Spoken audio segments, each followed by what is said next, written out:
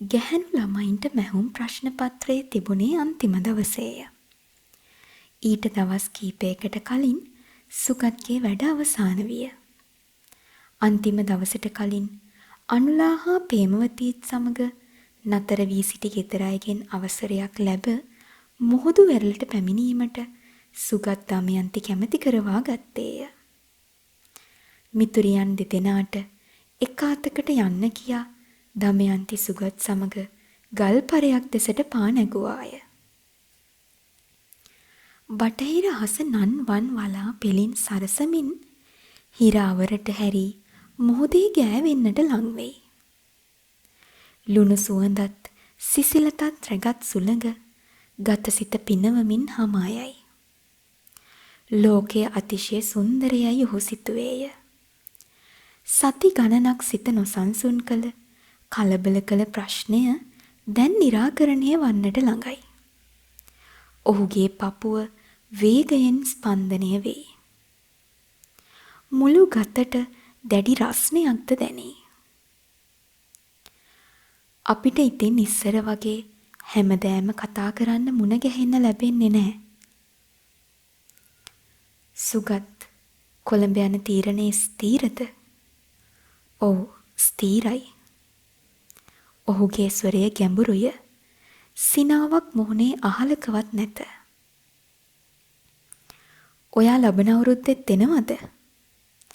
ඔව් මම එනවා. මම නම් පාස් වෙන්නේ නැහැ. ඈ සිනාසුනාය. පාස් වුණොත් අම්ම නම් කියනවා ඉගෙන ගන්න තවත්. කොළඹෙන්න ඔයත්. අම්මා කියන්නේත් කොහොම වුණත් ලබන අවුරුද්දේ මට විසාකාවට යන්නයි. ඒක හොඳයි. එතකොට අපිට මුණ ගැහෙන්න උනත් පුළුවන් වෙයි. මට ඉගෙන ගන්නත් අමාරුයි. ඒ අය තුල මා වෙත බලපාන ප්‍රේමය නිසා බව ඔහු සිතුවේය. මගේ අදහස දිගටම ඉගෙන ගන්නයි. ඔව් ඔයාට නම් ඉගෙන ගන්න පුළුවනි. ඔයා දිගටම ඉගෙන ගන්න. ඇය මේ අවවාදය දුන්නේ මොහු මගේ යයි තමා ගැන අයිතියක් ඇති විලාසයෙන් බව සුගත් සිතුවේය.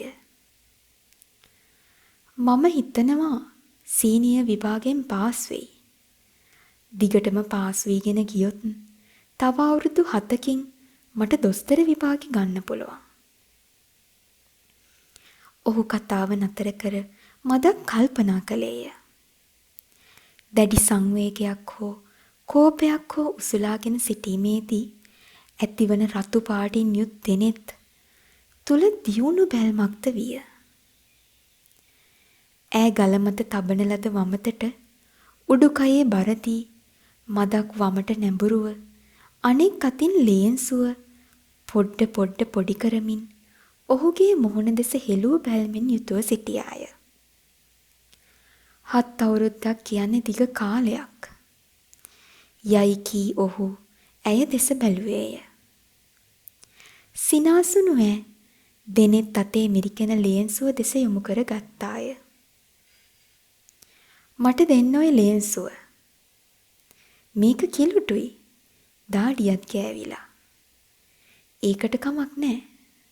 ඔහු සිනාසීමට උත්සාහ කරමින් ලේන්සුව අතට ගත්තේය. ඇය එය දුන්නේවත් නොදෙන්නට උත්සාහ කළේවත් නැත. ධම්මී ඔහු ඇයගේ අත දෑතින් මල්ලා ගත්තේය. ඒ අත කෝමාරිකා කෑල්ලක් මෙන් සීතලය. ඇය ඔහු දෙස බලා බිම බලා ගත්තාය. දැඩි ශෝකයක සේයාවක් ඇයගේ මුහුණ පුරා වැටී ඇත. ඇයගේ මුහුණේ ශෝකය තරම් නිදහස පිළිඹු වී තිබුණු ඉන් පෙර කිසි දවසක ඔහු දැක නැත. සිනහ වන විට නැති අමුතු සුන්දරත්වයක් ඇය තුල දැන් ඔහුට පෙනෙයි. ධම්මි කනගාටු වෙන්න එපා. සමහර විට ටික කලක් අපිට මුණ ගැහෙන්න, දකින්න නොලැබෙන්න පුළුවනි. තමා අදහස් කරගෙන සිටි වචන සිතට නංවා ගැනීමට ඔහු උත්සාහ කළේය. එහෙත් දැන් ඒවා ඔහුට මතක නැත. කෙසේ හෝ අනාගත වැඩපිළිවෙල ගැන අද මේ මොහොතේ තීරණයක් කර නොගතහොත් ඒ සඳහා තවත් අවස්ථාවක් ළඟදී නම් නොලැබෙන බව ඔහුට නියත වශයෙන්ම පැහැදිලිය. ඒ නිසා වචන සෙවීමට නොවෙහිසි කටට එන විදියෙන් කිය යුතු දේ කීමට ඔහු සිතුවේය. ඔයාට මම ලියුමක් එවන්නද? මම ඉස්සර වෙලා එවන්නම්. ඊට පස්සේ මම දන්වන්නම් මට ලියුමක් එන විදියක්. මට පුළුවන් විදියකින් ඔයා දකින්න එන්නම්. ඔයගොල්ලොන්ගේ අම්මලා විරුද්ධ වෙයිද මම එනවට? ඉඳලා හිටලා ආවට කමක් නැහැ. අපේ අම්මලා ඒ තරම් පරණ අදහස් උදවිය ඇති නෙවෙයි.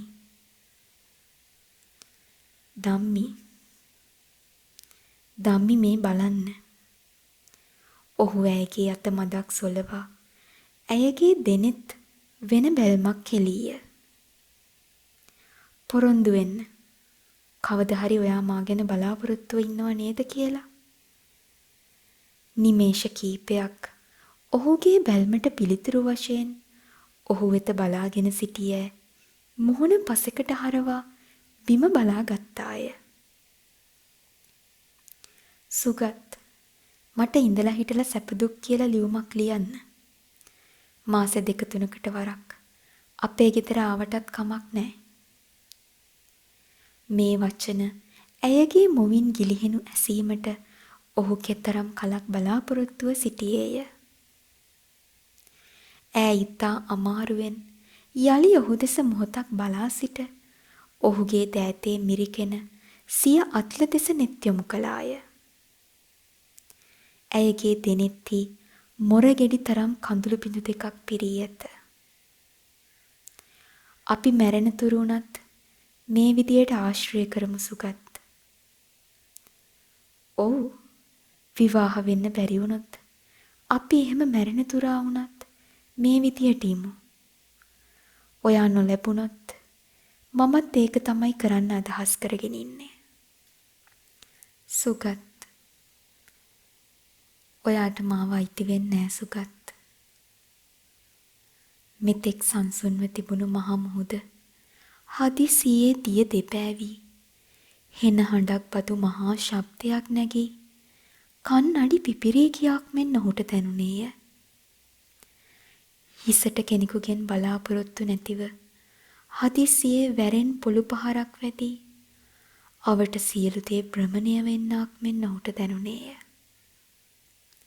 හදවත මහා වේදනාවක් පිරී පිපිරෙන්නට එන්නක් මෙන්ම උගුරත් පපුවත් අතර මොකද්දෝ කුලියක් හිරවි කතාව බැරි වී යන්නක් මෙන් ඔහුට දැනුනේය. ඔව් සුගත්, මා ගැන බලාපොරොත්තු තියාගන්න එපා. ඔයා දකින්නත් කලින් ඉඳලා මම වෙන කෙනෙකුට ආලය කරනවා. ඔයා මා ගැන අදහස් අත්තරින්න. ඔහු ඇය දෙස බලාගත් වනම සිටියේය. වතුරට දමන ලද තීන්ත බිඳුවක් දියවී යන්නක් මෙන් නිල් පාට ඇඳුමක් ඇඳ සිටි ඇය නියම හැඩරුවක් නැතිව වලාකුලක් මෙන් විහිදී යන්නක් මෙන් තප්පර කීපයකදී ඔහු දුටුවේය. ඔහුගේ ඇස් මදකට අන්ධකාරව ගියේය. මොහොතකදී යලි අඳුර පහවෙත්ම ඒ වලාකුලක් බඳු දර්ශනය තුලින් ඇය තමා ඉදිරියේ සිටිනු ඔහු දුටුවේ තමාගේ ඇසක් උදුරා දමා තිබෙනු දකින්නක් මිනි. ඒ ඇස ඔහුගේය. ඔහු ඒ ඇසට ආදරය කළේය. මේ බිම තිබෙන්නේ ඔහුගේ ඇසමය. එහෙත් දැන් ඒ ඔහුට අයිති නැත. අනේ ඌ විපතක මහත.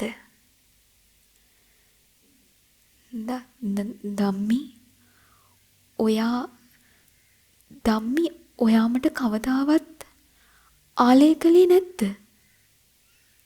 නෑ සුගත්, මම කවදාවත් ඔයාට ආලය කළේ නෑ. එහෙනම් මේ අවුරුදු 3ක් තුල ආශ්‍රය, ඒක ආදරය, ඒක කරුණාව. මම ඔයාට සහෝදරයෙකුට වගේ ආදරය කළා. ඔයාට මගේ ලොකු කරුණාවක් ඇති වුණා. විනාඩි කිහිපයකට ඉහත තමා සිටියේ කල්ප ගණනකට ඉහත මෙන් ඔහුට දැනේ. මේ ගත වූ විනාඩි කිහිපයක වර්තමානය ඔහුගේ ජීවිතයේ අතීතයත් අනාගතයත් අතර කල්ප ගණනක පරතරයකි. ඇයගේ මුවින් මේ තීරණාත්මක ප්‍රකාශය නික්මෙන්නට කලින් දෙදෙනා අතර හුවමාරු වූ දෙබස් ඉහත ආත්මයක වූ කතාවක් මෙන් ඔහුට මතකේ ඊතා ඈත කෙළවරකින් එහෙත් හොඳටම පැහැදිලිව ඇසෙයි. ඔයා හිතුවේ නැද්ද ධම්මි මගේ තිබුණේ සහෝදර ප්‍රේමයක් නොවන බව? ඈ ඔහු දෙස බලන්නට හිස එසෙව්වාය. එහෙත් ඇයගේ බැල්ම යොමු වූයේ ඔහුගේ නිකට ළඟට යනතුරු පමණි. මොනවා වුණත් දැන් ඔච්චරයි මට කියන්න තියෙන්නේ. සුගත්, මට වෛර කරන්න එපා. මම ඔයා අමතක කරන්නේ නෑ.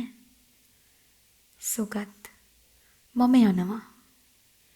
ඈ හදිස්සියේ නැගිට සැනකින් ඈත සිටින මිතුරියන් දෙදෙනා වෙත දුවගෙන යන්නට වූවාය.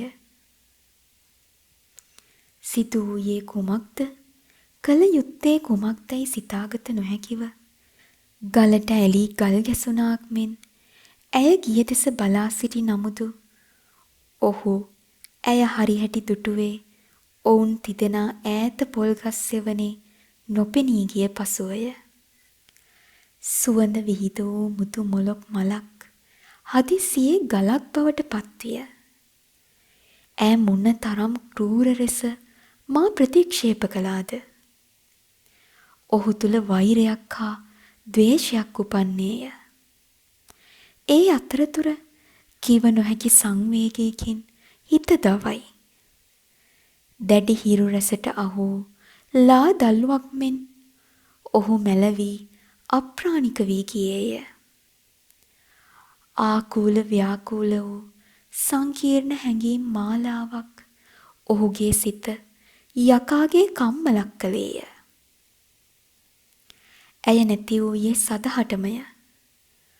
මොහොතකට පෙර හොඳින් ජීවත් වූ හිතවතෙක් හදිසියේ වැදුණු හෙන පහරකින් මිය ගියේය. මරණය සිදු වූයේ ඇස් ඉදිරිපිටමය. එහෙත් ඒ බව පිළිගැනීමට සිත කැමති නැත. විශ්වාස කිරීමට ශක්තියක් නැත. ප්‍රාතිහාර්යක් වී මල තැනැත්තා යලි නැගිටිතැයි සිතන්නාක් මෙන් ඇය ආපසු එනු ඇතැයි ඔහු මොහොතක් සිතුවේය. මේ සිදු වූයේ වැරදීමකි. ඇය ඔහුගේ ආලයට පිටුපෑවේ නැත. ඇය ආපසු පැමිණ තමා මදකට කලින් කී සියලු දේවල් ඉල්ලා අස්කරගෙන කලින් බලාපොරොත්තුව සිටි පරිදි දෙදෙනා අතර සම්බන්ධය පවත්වාගෙන යා හැකි වේයයි ඔහු සිතුවේය. මේ අන්දමින් බොහෝ වේලාවක් කල්පනා සයුරේ ගිලෙමින් සිටි සුගත් අඳුර වැටුණාට පසු ගල්තලාවෙන් නැගිට්ටේය. තමා මුහුණ පා සිටින තත්වය තරමක් දුරට හෝ ඔහුට අවබෝධ වූයේ එවිටය. සම්පූර්ණයෙන්ම අනාථ වූ හැඟීමක් ඔහු තුළ ඇත. කල යුත්ත කුමක්ද? යා යුත්තේ කොතැනටද? ඔහුට විමල් මතක් විය. ඔහු නැති පාඩුව එකවරටම පෙනී ගියේය. නෑදෑයෙකු හෝ හිතවතෙකු හෝ ළඟ නොමැති වීමේ පාළුව ඔහුට තරයේ දැනෙන්නට විය.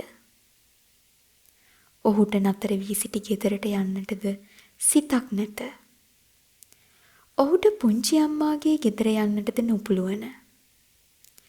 හිස හැරුණු අතක නන්නත්තාරේ යන්නට අදහසක් ඔහු තුල ඇති විය.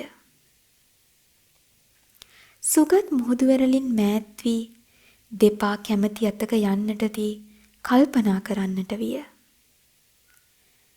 මේ ඇයදුටු අවසාන අවස්ථාව විය යුතුයි. කාලය කෙතරම් ඉක්මනින් ගෙවී ගියේද? ඇයට තවත් ටිකක් කතා කළ යුතුව තිබිනි. තමාගේ ආදරය, ඇය නොමැතිව ජීවිතය අන්ධකාර වන සැටිත් ඇයට කිව යුතුව තිබිනි. සමහර විට නැත. නියත වශයෙන්ම ඇය තමාගේ ආලය පිළිගන්නට ඉඩ තිබිනි. කරගත් මෝඩකම, ඇයගේ තීරණය කුමක් වුණත් ඇය දකින්නටවත් නැතිව ගත කරන්නට ලැබෙන ඉදිරි කාලය මොහොතකට පෙර ඔහු දුටු මහ සයුරමෙන් පරක් තෙරක් නැති පාළු සීමා රහිත මහා කාන්තාරයකි. අවසානයේට හමු වී අනාගතය ගැන දමයන්තිට කීමට සති ගණනක් තිස්සේ සිතේ පිළියෙල වූ විස්තරය ඔහුට සිහිවෙයි. මනාලිය මිය ගියා. ඇය සඳහා පිළියෙලුණු මගුල් ඇඳුම්ෙන් තමා ඇයට කියන්නට සිතා සිටි, එහෙත් නොකියන ලද ඒ විස්තරය ඔහුට පෙනේ. ඔහු මහමග පිස්සෙකු මෙන් ගමන් කරයි. සිනාසෙමින් කතා කරමින් යන මිනිස්සු පසු කරගෙන ඔහු ගමන් කරයි. ඔවුන්ගේ මුහුණුවර ඔහු නොදකි. ඔහු කවුරුන්දැයි ඔහු නොදනී. ඔවුන්ගේ සිත් සතන්වලද සුගත්ගේ මෙන්ම මහා වේදනාවක් බලපාමින් තිබෙනු ඇත. කවුරු කවරක් නිශ්චිතව දනිත්ද? ඔහු ගෙවල් දොරවල් පසු කරගෙන ගියේය. ඒ ඇතැම් තැනක මගුල් ගෙයක් විය හැකි. තවත් තැනක ඉලව් ගෙයක් විය හැකි. කවුරු දනිත්ද? සුගත් එක ගෙදරක් ළඟ නතර විය. මහා මාවතෙන් බඹ 8ක් පමණ වත්ත ඇතුලේ පිහිටි ඒ නිවස විදුලි එළියෙන් බබලයි. ස්තෝපුවේ තරුණියෝ 7-8 දෙනෙක් ප්‍රිය සල්ලාපයේ යෙදී සිටිති. ඔවුන් මහ හඬින් කතා කරමින් සිනාසෙමින් විනෝද වෙති. ඔහු ඇය හැඳිනගත්තේය. ඇය තමාට දැන් ඇහිමි බව ඔහු සක්සුදක්සේ දුටුවේය. ඇය අයිති මේ ඇසෙන සිනාවෙන්, සන්තෝෂයෙන් හා විනෝදයෙන් යුතු වෙනම ලෝකයකටය. සිනාහඬ තමාගේ මරණය ලංව ගසන අවමගුල් සීනු හඬක් ලෙස ඔහුට හැඟෙයි. එහි ගොස් ඇය සමග කතා කිරීමේ සිතක් ඔහු තුළ පහළ විය. එහෙත් මොනවා කරන්නද? සියල්ල තීරණය වී අවසానයි. ඇය වෙන කෙනෙකුගේ පෙම්වතියකි. ඔහු කවරෙක්ද? ඔහු කවරෙක් විය යුතුද? අවලක්ෂණ ප්‍රශ්නය යක්ෂ ස්වරූපයකින් මෙන් ප්‍රථම වරට ඔහුගේ සිතේ මතුවිය. වේදනාව නියම ගැඹුරින් දැනෙන්නේ දැනුයි. මෙතෙක් ඔහු කල්පනා කළේ තමාට ඇය නැති වූ බව පමණකි. ඇය තමාට අහිමි වූවා පමණක් නොව ඇය වෙන කෙනෙකුට අයිති වූ බව මතක් වූයේ දැනුයි. ඔයා දකින්නත් කලින් ඉඳලා මම වෙන කෙනෙකුට ආලය කරනවා. ඇයගේ වචන ඔහුට දැන් නැසෙයි. ඒ වචනවල දෝංකාරය හිස වටා භ්‍රමණය වන වායුගෝලයේ රැව් පිළිරැව් දෙයි. ඔහු කවරෙක්ද? මනා කඩවසමින් යුතු තරුණියෙකු කදිම ඇඳුම් කට්ටලයකින් සැරසී ආඩම්බර සිනාවක් මුවගට නගාගෙන තමා ඉදිරියේ සිටිනු ඔහුට පෙනෙයි. සුගත්ගේ හදවතේ වේදනාව දෙගුණ තෙගුණ වෙයි. දමයන්ති අනුලා සහ ප්‍රේමවතී නතර වී සිටි නිවස ඉදිරිපිට මෙසේ ටික වේලාවක් සිටි සුගත් ආපසු හැරුණේය. ඊළඟට ඔහු තමා නතර වී සිටින නවාතැන බලා පිටත් විය. දැන් ඔහුට උවමනා කරන්නේ හුදකලා වීමයි. එහෙත් තවත් පැය ගණනකට ඒ සඳහා අවසරයක් නොලැබෙනු ඇත. නිදහසේ වේදනාව විඳින්නටවත් අවස්ථාවක් නොලැබීම ගැන සුගත් තවත් කනගාටුවට පත්විය. තවත් වරක් ඇය දැකීමේ ආශාව උපන්නෙන් සුගත් ආපසු හැරුණේය. එහෙත් ඔහු ඒ නිවස වෙත යන විට ඈ පෙනෙන්නට නොසිටියාය. ප්‍රේමයට යම්කිසි බාධාවක් වී දෙදෙනාම වේදනා විඳින පරිදි විපතක් විනිනම් ඔහුට මේ තරම් අමාරුවක් නැත. වෙන්වීම සිදු අන්දමට වේදනාව ඇත්තේ ඔහුට පමණකි. ඔහු තුල මේ ගැන ඊර්ෂ්‍යාවක්ද ඇය කෙරෙහි තරහක්ද උපන්නේය. නවාතැනට ගිය විගස හිස රදයක් තිබෙන බව කියමින් කටක් දෙකක් කෑම කා ඇඳට වැටුණු සුගත් බොහෝ වේලාවක් යනතුරු ඉකි බිඳ බිඳ හැඬුවේය. පසුදා සූට්කේස් එකත් පොත්පතුත් පුංචි අම්මලාගේ ගෙදරට ගෙන ගොස් තමා ඔහු කෙලින්ම පිටත් වූයේ විමල් හමුවන අදහසිනි. විමල් දින කිහිපයක් ගත කිරීමට නෑ ගෙදරක ගිය බව එහිදී දැනගන්නට ලැබිනි. දැන් කවරෙකුට කියන්නද? කතා කළ යුතු දේ බොහෝ ඇතත් ඒ සඳහා හිතවතෙකු ගැන සිතන්නටවත් නොපුළුවන මේ විශාල ලෝකේ රහසක් කියා හිතේ බර සැහැල්ලු කර ගැනීමට මිත්‍රයෙකු නැති සැටි සුගත්ට සරත් මතක් විය. අයියාට මේ බව කෙසේ කියන්නටද? සරත් දමයන්ති ගැන තොරතුරු විමසන විට සුගත්ට කලින් නැති වූයේ ලොකු සතුටක් හා ආඩම්බරයකි. එහෙත් දැන් ඔහු සමග මේ ගැන කෙසේ කතා කරන්නද? සුගත්ට අතරමඟදී පාසල් මිත්‍රයෙක් හමු විය. ඔහුගේ හදවත විනිවිද යන බියක් ඇතිවිය. පාසලේ හැමම මේ සම්බන්ධය ගැන දනිති. මින්මතු ඇය ගැන අසන කෙනෙකු ඉදිරියේ මුහුණ දීමට ඔහු අපොහසත්ය. මෙය ආත්ම ගෞරවයටද වූ මහත් කැලලක් වශයෙන් ඔහුට පෙනී ගියේය. බොහෝම සැරේට පාඩම් කරලා මහන්සි වෙලා වගේ. මල්ලි හිටියයින් භාගයයි. සුගත් දුටු විගස සරත් කීය. ඔහුගේ මුහුණ සුදු මැලි වී ගියේය. කොහොමද විභාගෙ වැඩ? මම හිතන්නේ පාස් වෙයි. අයියට ප්‍රශ්න පත්‍ර පෙන්වූ ඔහු තමා දුන් පිළිතුරු විස්තර කරේය. අපොයි පාස් වෙයි. කොහොමද? දමයන්තිත් වැඩ කළාලුද? අයියා මේ ප්‍රශ්නය අසන බව ඔහු දැන සිටියේය. නඩුවක තීන්දුව ලැබෙනතුරු බලාපොරොත්තුව සිටින කලකමෙන් ඔහු මේ ගැන බයෙන් සිටියේය. දැන් මේ ප්‍රශ්නය නගා ඉවරයි. ඇත්තේ සුගත්ට පිළිතුරු දීම පමණයි. මොකද? එයා හරියට වැඩ කළේ නැතිලුද? අසමින් සරත් සුගත් දෙස බැලීය. ඔහුගේ මුහුණේ ඇත්තේ සිය සොහොයුරා වෙත ඉන් පෙර දැක නැති බැල්මක් බව සරත් එකවරම දුටුවේය. මොකද? සුගත් අමාරුවෙන් හිස ඔසවා බැලීය. ඔහුගේ දෙනෙත් කඳුලෙන් පිරී ඇත. ඔහු ගැඹුරු ස්වරයකින් කතාව ආරම්භ කළේය. පුදුමයි. සරත් සිය මලනුවන්ගේ දුක්මසු කතාව අවසන් වූ පසු දෙයත්ලෙන් කම්මුල් පිරිමදිමින් කීවේය. සුගත්ගේ ප්‍රේමය පාසල් වියේ දඟකාර කොල්ලෙකු කෙල්ලක කෙරෙහි දක්වන සුළු ඇල්මක් නොවන බව සරත් දනී. ඔහු ස්ථීර බවත් අවංක බවත් සරත් දනී. ඒ ප්‍රේමය මෙන්ම ප්‍රේමයේ කඩාකප්පල් වීමෙන් ඇතිවන වේදනාවද අවංක වන බවත් ස්ථීර වන බවත් ඔහු සිතුවේ බියකින් හා අනුකම්පාවකින්ද යුක්තවය. ජීවිතයේ බරක් වශයෙන් ගණන් නොගත් ඔහු ප්‍රථම වරට මුහුණ දුන් මේ පරාජය ලොකුවට ගණන් ගනු නියතයයි සරත් සිතීය.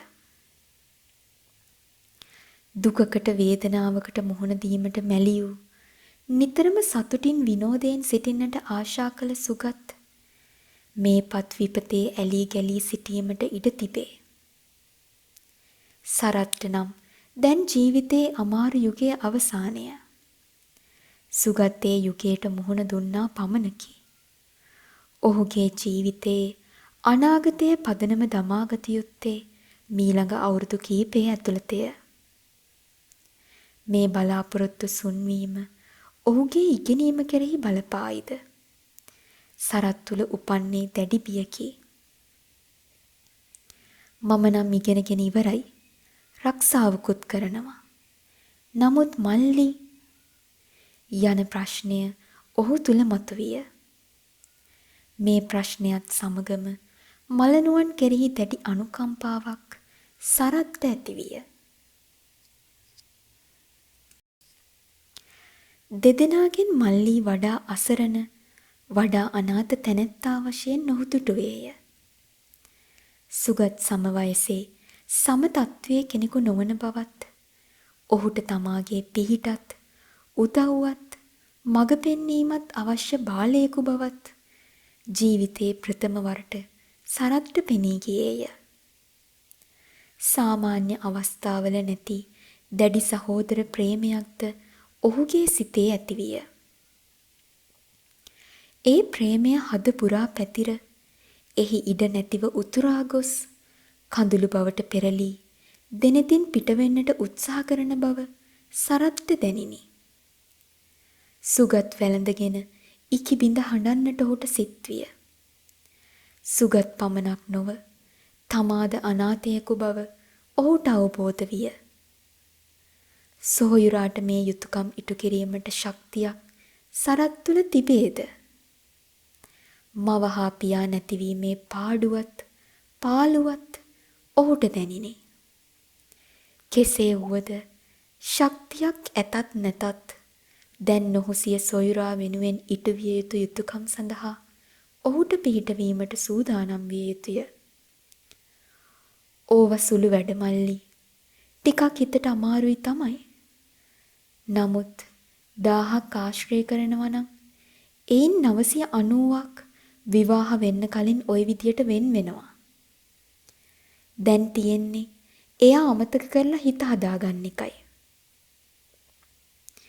අයියට මෙහි අමාරුවක් නොතේරෙන හැටි සුගත් තමාටම කියාගත්තේය.